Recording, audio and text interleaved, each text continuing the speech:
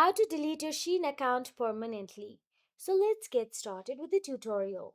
First of all, open the Shein app on your mobile device and make sure that you are logged into your Shein account.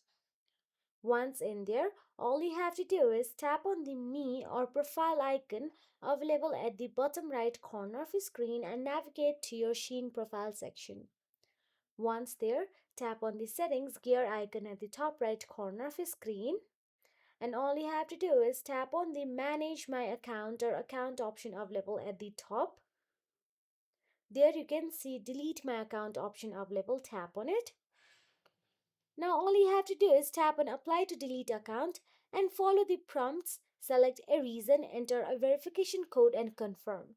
Deletion usually completes within 3 business days. You can cancel the deletion within those 3 days by simply logging back in. If you found this video helpful, please like, share and subscribe, and thank you so much for watching.